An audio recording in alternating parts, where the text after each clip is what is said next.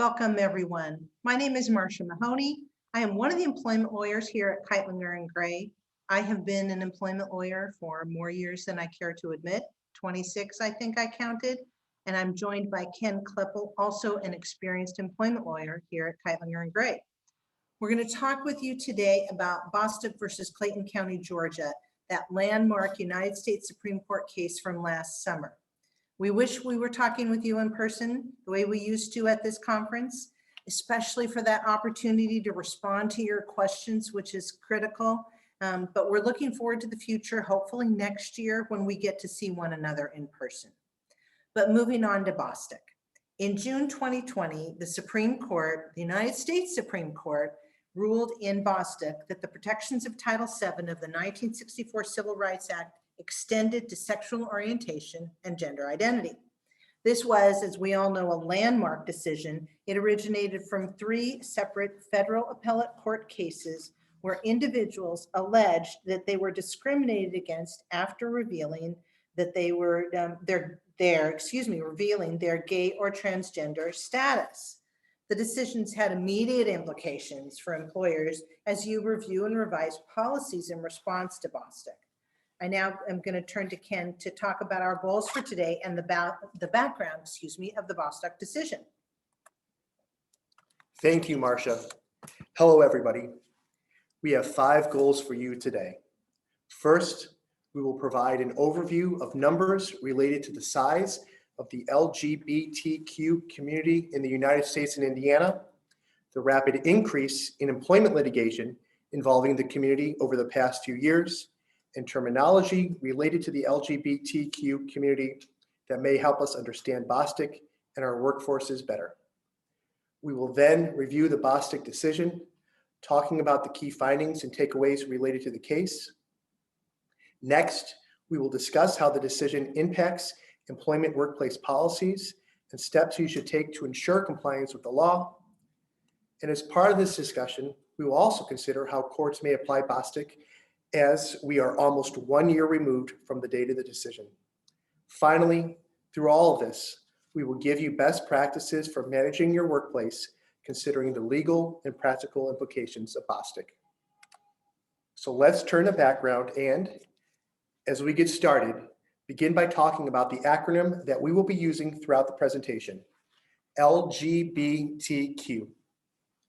This is an acronym that represents the lesbian, gay, bisexual, transgender, and queer questioning communities. Sometimes you may see this acronym with a plus sign. The plus sign includes other communities such as asexual, pansexual, and pangender. But LGBTQ is more commonly used acronym and an umbrella term for these communities. So how big is the LGBTQ community in the United States and Indiana today? Per data from the UCLA School of Law's Williams Institute, a think tank that conducts independent research on sexual orientation and gender identity law and public policy, there are about 13 million individuals in the United States and 270,000 in Indiana, age 13 and older, that identify as being part of the LGBT community. About 8.1 million of these individuals in the United States and 165,000 in Indiana are in the workforce. A little less than half of the 8.1 million LGBT individuals living in the United States live in states with no employment protection for sexual orientation or gender identity. There are no statutory employment protections for the LGBTQ community in Indiana. Note that about 4.5% of adults in Indiana and roughly 5% of the workforce in Indiana are LGBT.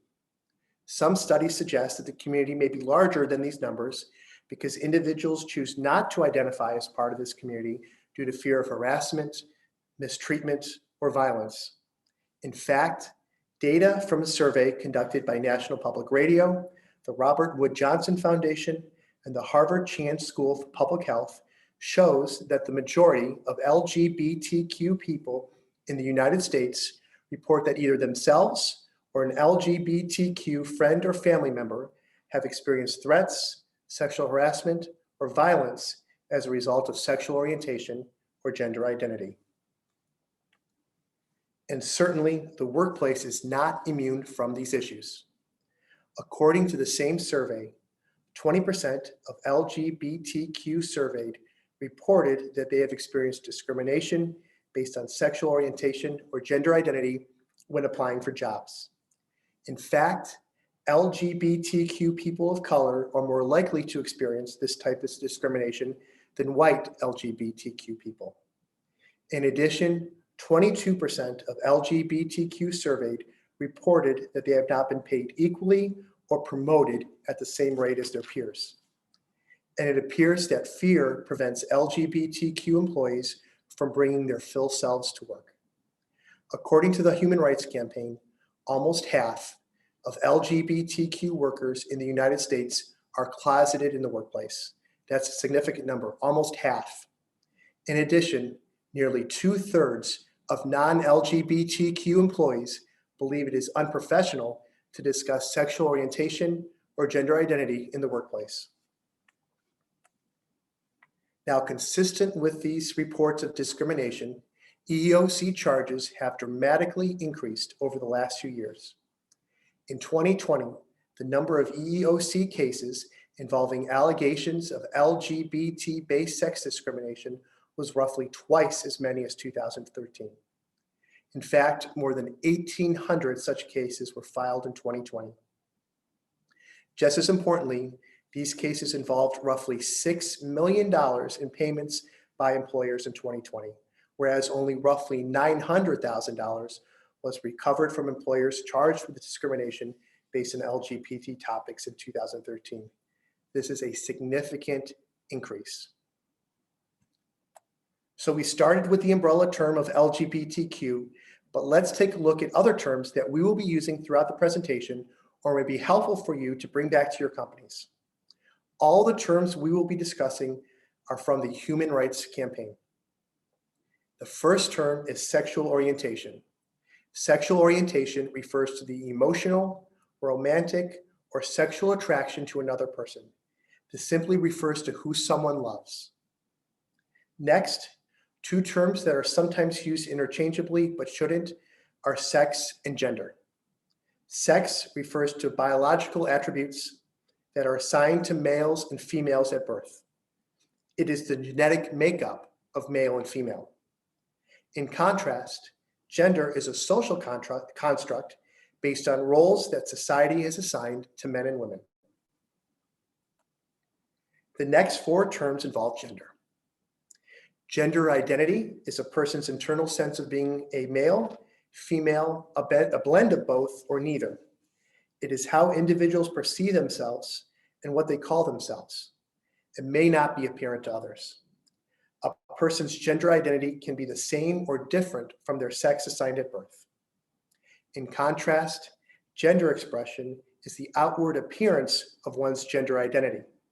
It is usually expressed through behavior, clothing, haircuts, or how one speaks, and may or may not conform to socially defined behaviors and characteristics typically associated with being either male or female. Transgender is used to identify someone whose gender identity or gender expression is different from the sex assigned to them at birth. It is important to note that being transgender does not imply a specific sexual orientation. Members of the transgender community may identify as straight, lesbian, gay, or bisexual. Note that a transgender man is a person born with the sex of a woman but identifies as a man. A transgender woman is a person born with the sex of a man but identifies as a woman. Finally, non-binary refers to someone who does not identify exclusively as male or female. This may include individuals who identify as having no gender, two or more genders, or moving between genders. Finally, there's often a question regarding whether coming out and transitioning are the same thing. The answer is no. Coming out refers to an individual letting other people know what their sexual orientation is with regard to gay, lesbian, or bisexual. Transitioning refers to a process that an individual is going through with regard to how they gender identify. This differs from coming out, as this can be a longer process and may be deemed confidential until complete. Transitioning can include changing clothes, names, or pronouns. Importantly, it may also include healthcare needs, such as hormones or surgeries. With this terminology as background, we will now turn to an overview of Title VII and then review Bostic versus Clayton County. At issue in Bostic was whether Title VII's prohibition of discrimination because of sex included discrimination on the basis of sexual orientation or gender identity. Title VII, as many of you know, prohibits covered employers, which are generally companies with 15 or more employees, from using specific identifying qualities of an individual, including the individual's race, color, religion, national origin, and sex, as the basis for making employment-related decisions. These decisions include hiring and firing employees, promoting, demoting, and disciplining employees, determining compensation, and setting other terms and conditions of employment. Note that the Title VII prohibition on the basis of sex has been interpreted broadly and to include discrimination against pregnant women, women with family caregiving responsibilities, sex-based stereotyping, and sexual harassment. So with this fundamental understanding of Title VII, let's turn to Bostic. And we'll begin with a snapshot of what the law looked like before the Supreme Court's landmark decision. Now, before Bostic, more than 20 states already had anti-discrimination laws protecting LGBTQ workers. Many of those laws covered employers with even less than 15 employees. LGBTQ workers in other states, however, had no such protections. Despite several United States Supreme Court decisions laying the groundwork for extending Title VII's protections to LGBTQ employees, the Supreme Court had not previously addressed whether Title VII covered sexual orientation or gender identity. A split thus resulted in the federal circuits, with some circuits recognizing that Title VII's prohibition against sex discrimination prohibited discrimination on the basis of sexual orientation and gender identity, while others held that it did not. Note that the Seventh Circuit in 2017 in Hively versus Ivy Tech held that Title VII prohibits sexual orientation discrimination. Indiana, along with Illinois and Wisconsin, is in the Seventh Circuit. Note also that the EEOC has taken the position since 2012 that Title VII's prohibition on sex discrimination includes discrimination on the basis of gender identity. Now, to resolve this conflict in the circuits, the Supreme Court granted review in 3 cases. The first case, Bostic versus Clayton County, involved a child welfare services coordinator who was fired for being gay after his employer, the Clayton County Juvenile Court System, learned about his participation in a gay recreational softball league. Bostic was employed more than 10 years and won national awards for his county's department. After beginning to play in the softball league, his sexual orientation was disparaged and he was terminated for conduct unbecoming of a county employee. The Northern District of Georgia dismissed the case, finding that Title VII did not protect sexual orientation, and the 11th Circuit affirmed the decision. The second case, R.G. and G.R. Harris Funeral Homes versus the EEOC, involved a funeral home worker who presented as a male when hired, but was fired 6 years later when she announced her intention to transition to female. The Eastern District of Michigan granted summary judgment for the employer, holding that Title VII did not protect transgender persons. But the Sixth Circuit reversed, concluding that Title VII did protect transgender people. The third case, Altitude Express Inc. versus Zarda, involved a skydiving instructor who told female clients he was gay. One of these clients complained to the employer, and shortly thereafter, the employee was fired. The Eastern District of New York held that Title VII did not protect employees from discrimination on the basis of sexual orientation. The Second Circuit, however, overturned the decision, finding that Title VII did protect employees from discrimination based on sexual orientation. This case, like R.G. and G.R. Harris Funeral Homes, added to the circuit split. The Supreme Court consolidated all three cases in Bostic. Now, the employee's termination in these cases posed a critical question. Does an employer violate Title VII by discriminating against employees on the basis of sexual orientation or gender identity? The Supreme Court answered yes. Writing for the majority, Justice Gorsuch, joined by Chief Justice Roberts and Justices Ginsburg, Breyer, Sotomayor, and Kagan, assumed, as the employers argued, that the word sex in Title VII refers to the biological distinctions between male and female. But that was just a starting point. Because Title VII prohibits an employer from firing an individual based in part on the employee's sex, the court reasoned that it is impossible to discriminate against a person for being gay or transgender without taking the employee's sex into account. The court thus concluded that an employer that discriminates against an employer for being gay or transgender, quote, inescapably intends to rely on sex in its decision-making. Justice Gorsuch offered several examples to illustrate how decisions based on those characteristics were tied to sex. In one example dealing with sexual orientation, there are two employees working for an employer who are attracted to men. Both are model employees, hardworking and effective. One employee is a man, the other is a woman. The employer fires the man, but retains the woman, thereby punishing the man for the same trait expressed by the woman. But for the man's sex, he would not have been fired. In another example dealing with gender presentment, there are two employees. One, a transgender woman who was born a man, and the other a born woman. Both employees present in a similar way in what would be considered stereotypical female or feminine manner. The employer fires the transgender woman because she presents as a stereotypical woman, while at the same time tolerating the born woman's employee's presentment as a stereotypical woman. Again, the individual employee's sex plays an unmistakable and impermissible role in the discharge decision. The court also held that sex need not be the sole or primary cause of the adverse employment action. Whether another factor is in play, even if it played a more important role, has no significance to the question of whether Title VII applies.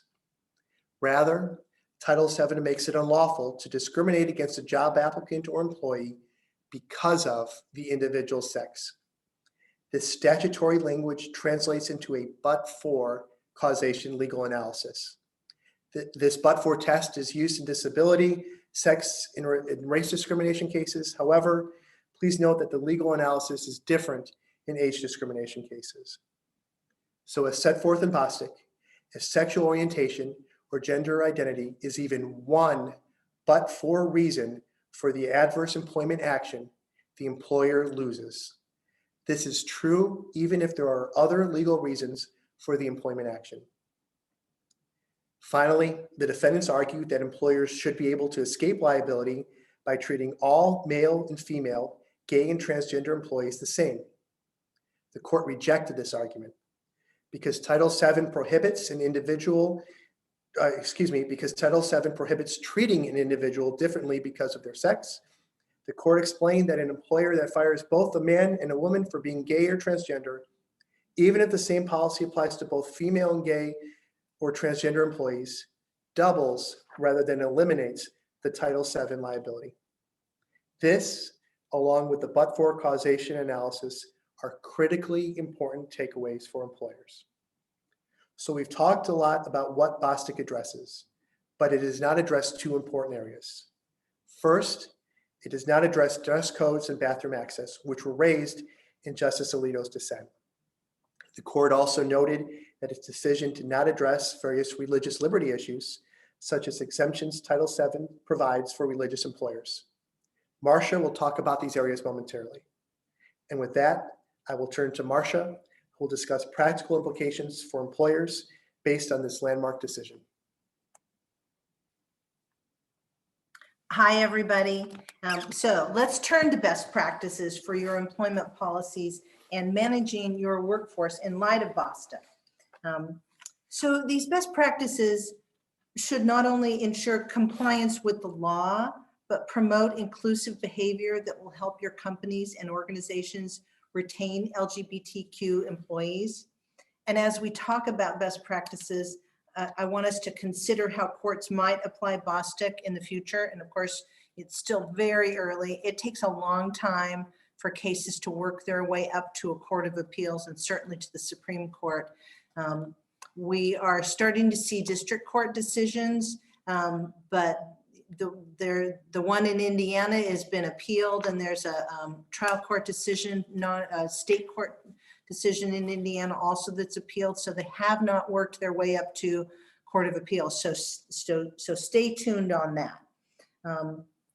I also want to note that our approach at Kightlinger and Gray in working with employers is to help you stay compliant on the front end, to hopefully avoid litigation, the expensive litigation on the back end. And that's not to suggest that employers should do anything and everything to avoid litigation. That's not what I'm suggesting. You have a business or organization to run, and sometimes that means making decisions that employees or an employee doesn't like, and all that's perfectly legal. It is important to recognize, however, the boundaries of what's legal and what is illegal. And now, in light of Bostick and earlier that Seventh Circuit decision that Ken talked about, Hively, it is illegal to discriminate against individuals because individuals, that means employees, that means applicants, because of their LGBTQ status. So, how do we, oh, we're there. Okay, sorry, I wasn't sure about slides. One of the most important steps in response to Bostick, and the easiest to accomplish, frankly, is to update your equal employment opportunity policy or policies, multiple. Simply having a policy is just baseline. It's critical. When we write EEOC position statements, when we're representing employers before the EEOC, almost always I start with quoting from the employer's EEO policy, because I say to the EEOC, this is a non-discriminatory company, entity, government entity, organization. So it's just critical that you have a good EEO policy. If you don't, you need to get one ASAP. If you do, you need to update it. Make sure that your EEO policy explicitly states that your company or organization does not discriminate against candidates or employees based on LGBTQ status. And your changes to the policy, or if you don't now have a policy and you create one, and most of you will have do have, I'm sure, a policy. I'm sometimes surprised at how often, more often than I would have thought, there's a company or organization that does not have an EEO policy. So if you do not, again, get one ASAP. And so creating that policy or changing that policy should be thoughtfully communicated and clearly communicated to employees. Sending out a mass email is not enough. You also need to provide training and give specific examples through that training about what's acceptable behavior and what is not acceptable behavior.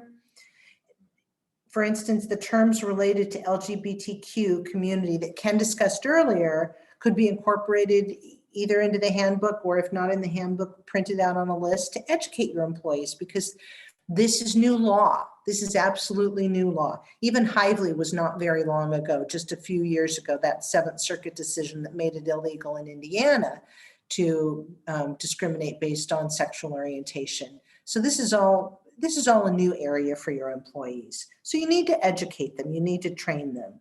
Some employees may not know what the terms mean, or they're confused about what's acceptable and what is not. So importantly, critically, you need to train managers to recognize and address LGBTQ-based discrimination and harassment. So here's what that means, at least in part. Managers must do something about anti-LGBTQ statements, just like they must do something about racist statements or sexist statements. Managers cannot be allowed to feign ignorance and not address it. What I say in other kinds of trainings is managers are always a manager.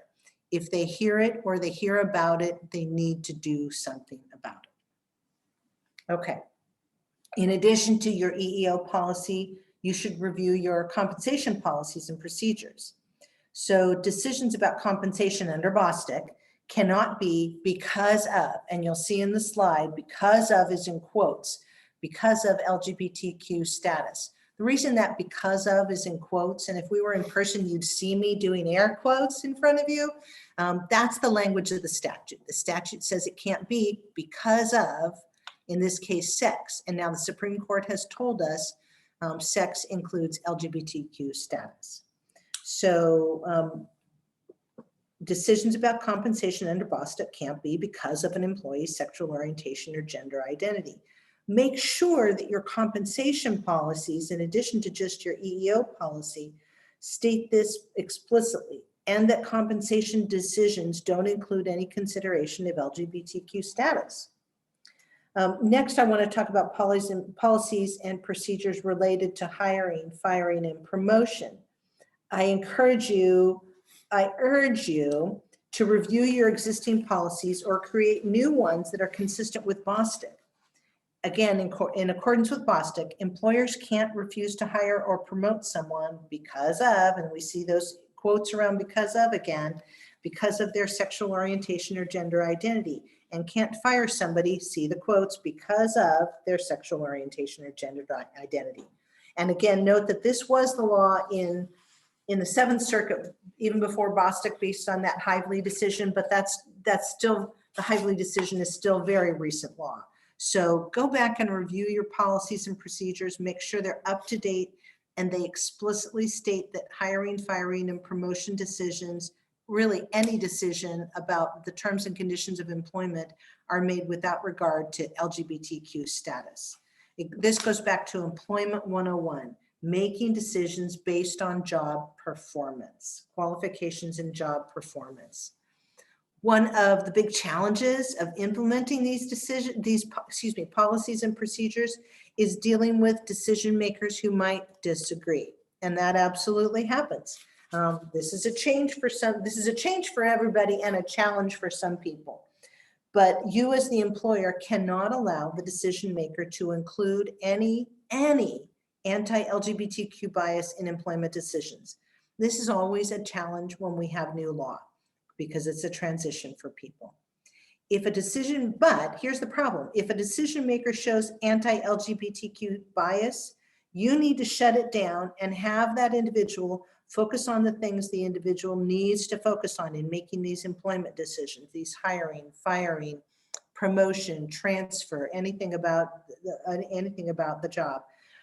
You need to focus on, and that manager needs to focus on job performance, skills, qualifications, business needs. Those are all legitimate things to consider, and those are the things that should be focused on rather than whether somebody is in the LGBTQ community. If a decision maker, though, is really unable to put aside an anti-LGBTQ bias, that decision maker cannot be part of the decision, because I promise you a lawsuit, an EEOC charge and a lawsuit will result if the decision maker's anti-LGBTQ bias affected and was a but-for cause of the decision to either demote, terminate, not to hire, not to give a wage increase. So anyone who cannot put aside LGBTQ bias can't be making these decisions and can't be part of the decision. It's important. Similarly, it's really important, it's critically important that employers take decisive action to prevent harassment and to stop harassment. I want to note that not all stress or difficult work environments or even hostility or harassment violate Title VII. You might be surprised to hear me say that. It's a common misconception among employees, and it's a misconception among some employers as well. Harassment or hostile work environment is illegal only if two things occur. One, that it's directed against someone because of their LGBTQ status. And the second is if it's sufficiently bad. Someone is having a bad day and maybe doesn't express a directive or talk in the most polite way, or even in a rude way. that's not illegal. It's not what you want for sure, but it's not illegal. It has to be because of protected character. In order to be illegal, it has to be because of a protected characteristic, and it has to be pretty bad. So my saying that, does that mean I'm saying to you that you should tolerate someone that's a jerk to everybody, that you know, the equal opportunity jerk, because they're not focusing on someone because of a protected characteristic? Does that mean someone who's regularly rude, but not so bad that it violates Title VII that you should tolerate? The answer to both of those questions is, of course, no.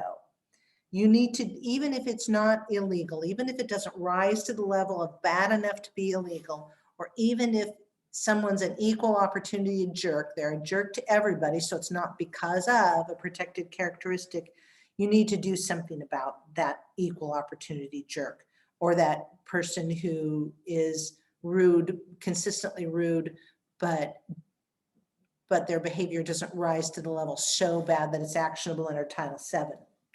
You absolutely need to do something about that person, even if it's not illegal, and for two reasons.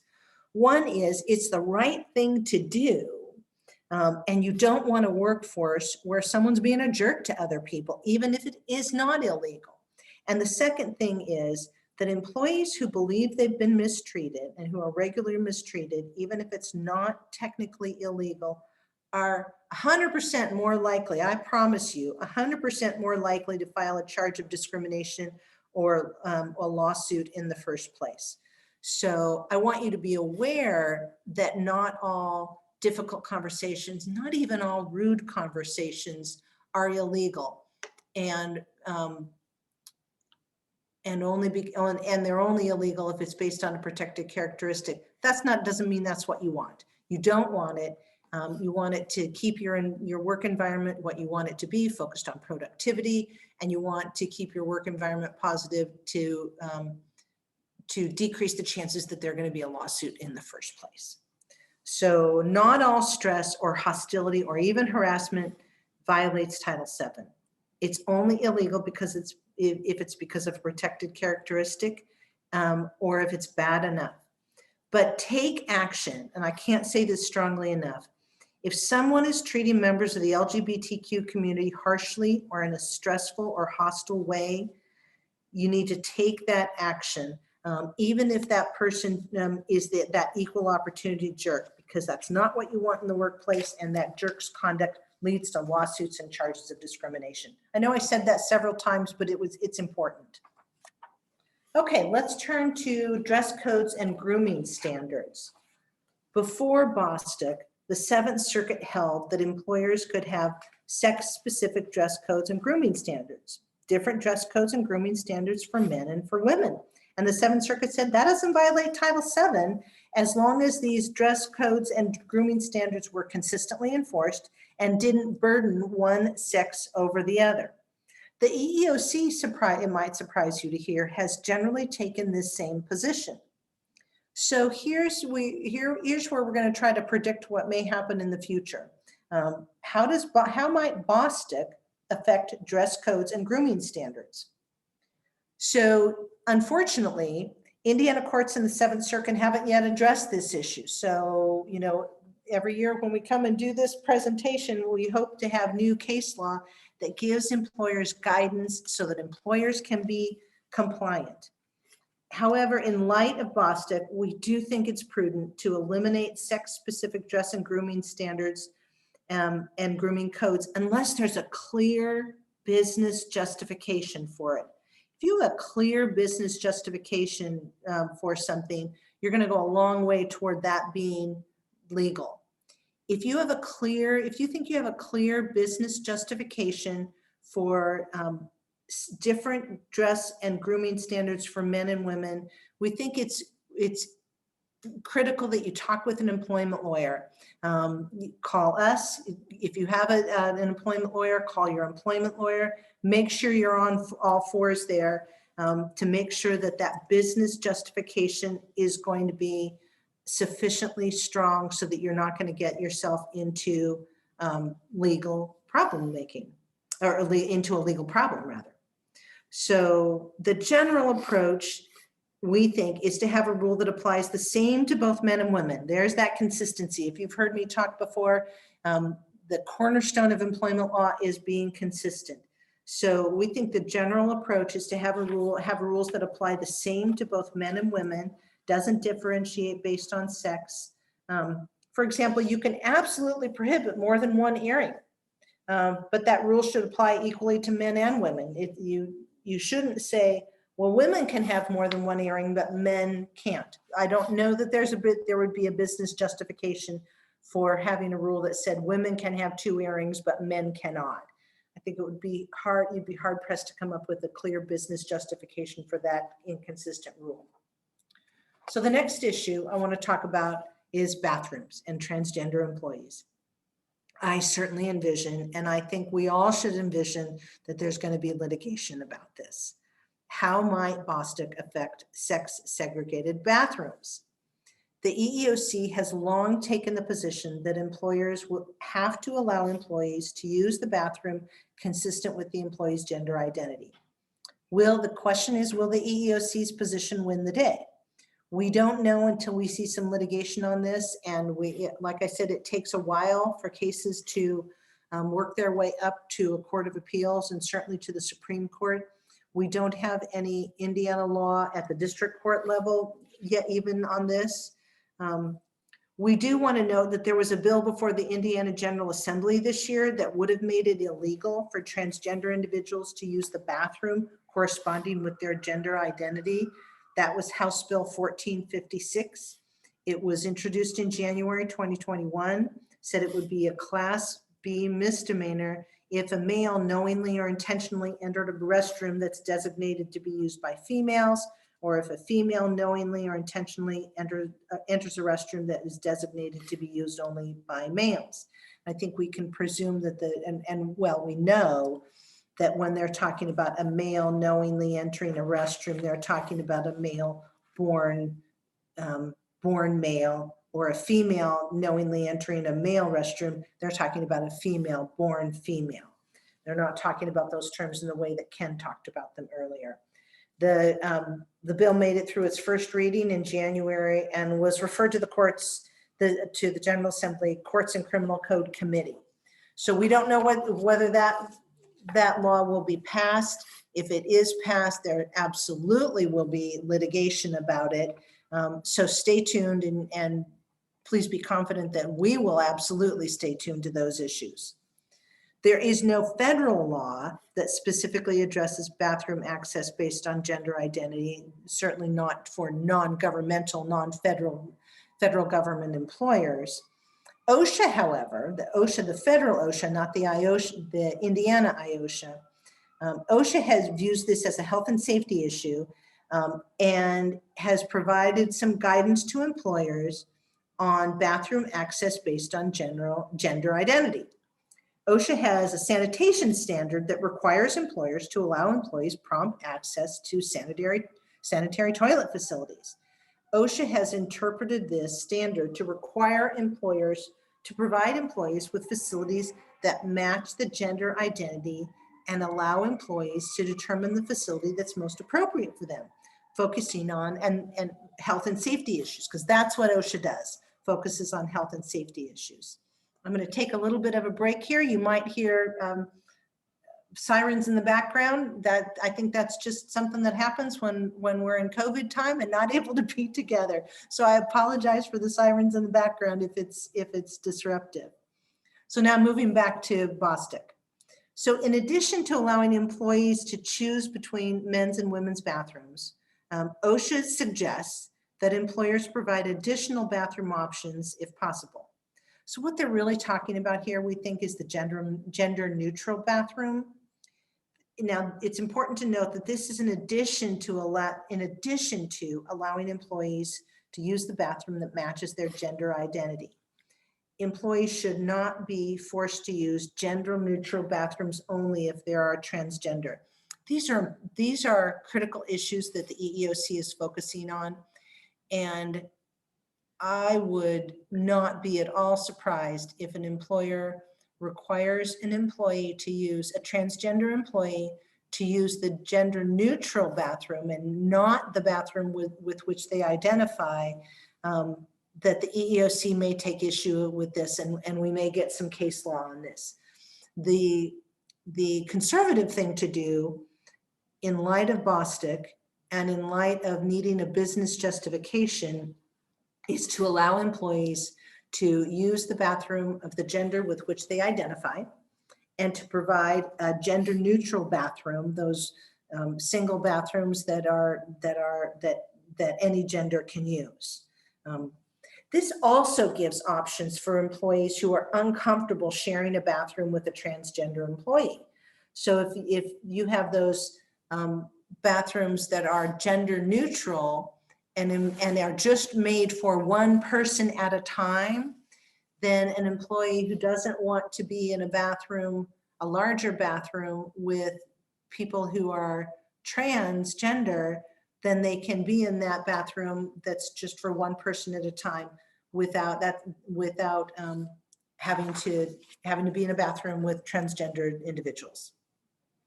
I also want to note that on these bathroom issues, people get really emotional about them. When Title VII was passed back in 1964, and I'm old, I was alive in 64. I was a little kid, but I was alive in 1964. There was a considerable amount of pushback about race segregated bathrooms and locker rooms. People argued that they were not being discriminatory against African Americans. They were just uncomfortable being in a bathroom with African Americans. Or they argued, it's okay with me, but my employees, my white employees, don't want to be in a bathroom with African American employees or customers. Or they argued, I'm okay with it, but my customers don't want to be in a bathroom with African Americans. Ultimately, that argument failed.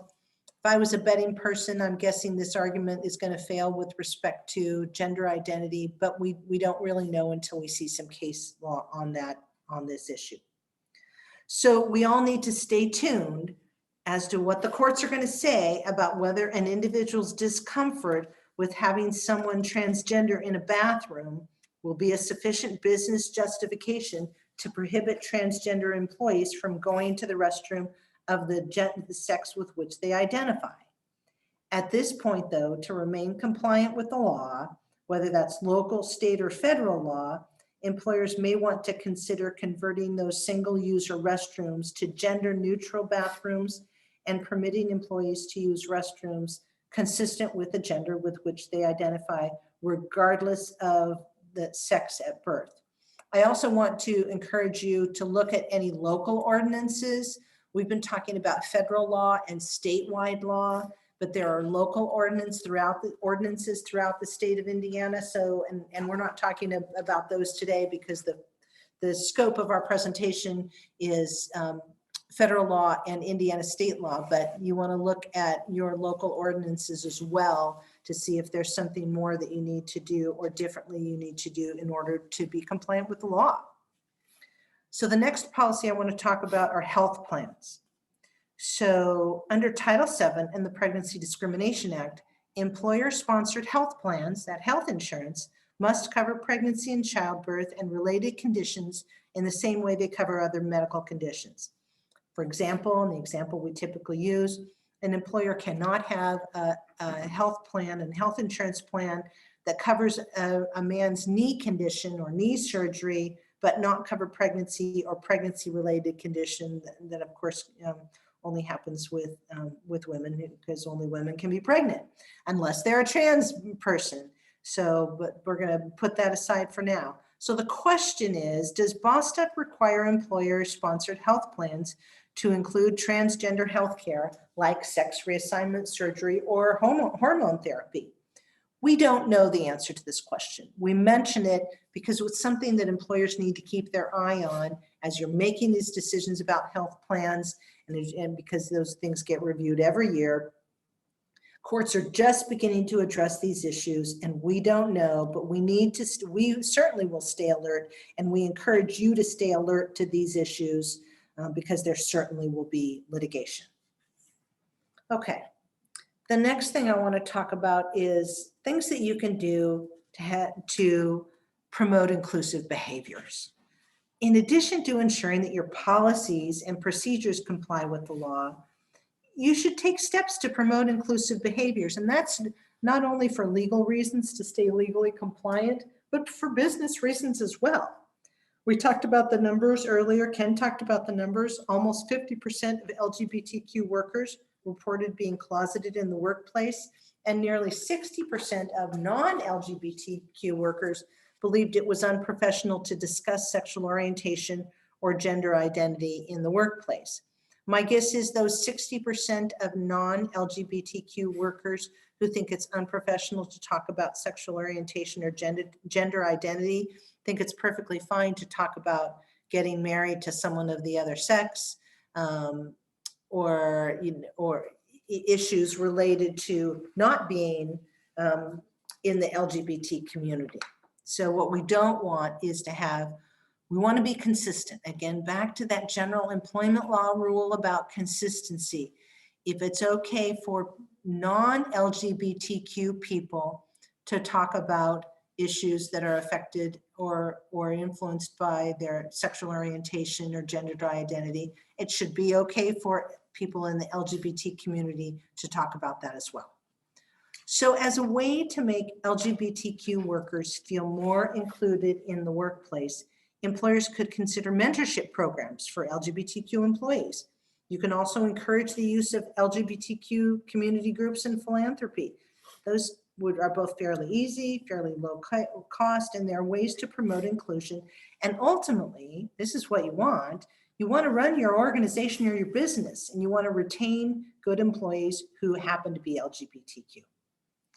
So, but just having policies is not enough. Policies need to be enforced from the top down. Enforcing the company's policies is just as much a duty for managers as any other duty. You need to hold those managers accountable for promoting these policies, and that might mean tying it to performance reviews, opportunities for promotion or compensation. And I want to emphasize again that we're not talking about sensitivity just for sensitivity's sake. These best practices satisfy your legal obligations, but they're also the way to attract and retain employees that will ultimately benefit your companies or your organization for business reasons. Okay, after Bostock. And there's going to be a lot of after Bostock because we're still early and we still don't know what those cases are going to say. There will continue to be changes in employment law related to the LGBT community, following Bostock. New legislation or standards will likely come from Congress, the Indiana General Assembly, or case law. That's litigation. We expect cases or legislation that will address dress codes and grooming standards, use of bathrooms, health plans, as well as the intersection between religious liberty and Title VII post-Bostock. There are two Indiana cases that we know have already been appealed. One was an Indiana state case that went from a trial court to it's going to the Indiana Court of Appeals, and one was a federal case that went from a district court, the federal district court, to the Seventh Circuit. But we don't have decisions from either Court of Appeals on that.